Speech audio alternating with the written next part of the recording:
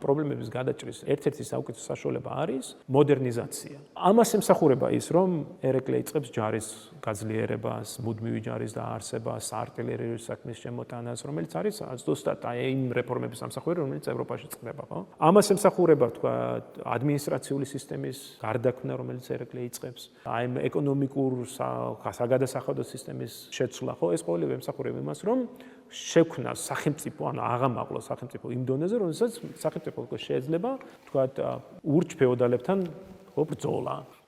შეიძლება მაგალითად სკოლების შექმნა. ჩვენ თელავში ვართ, ხო ვიცით, აგერ ზუსტად ამ სამეფო კომპლექსში არის სკოლა, რომელიც ერეკლემ დააარსა. ჩვენ ვიცით ანტონის საგანმანათლებლო რეფორმა, რომელიც არის ზუსტად ერეკლეს რეფორმების ნაწილი. იგივე სტამბის განახლება, ხო, ჩვენ საუბრობთ, თქვა, ვახტანგ მე-6-ემ რო დააარსა სტამბა პირველი ბეჭდვითი წიგნები გამოსცა მე-18 საუკუნის დასაწყისში, მე ჩავარდნა გვაქვს. ერეკლეს აი ეს რეფორმების ნაწილი არის, თქვა, განახლება აი ამ განმანათლებლობის სისტემის. რო დასწლოდა, ხო? და რომ არ ყოფილიყო ეს ომიანობა, მით უმეტეს ლეკიანობა და შემდეგ უკვე ეს გამანადგურებელი სპარსული შემოსევა, აღმოსავლეთის ქართული სახელმწიფო ძალიან დიდ პროგრესს მიაღწევდა ერეკლეს და თქვა გიორგის მეფობის დროს.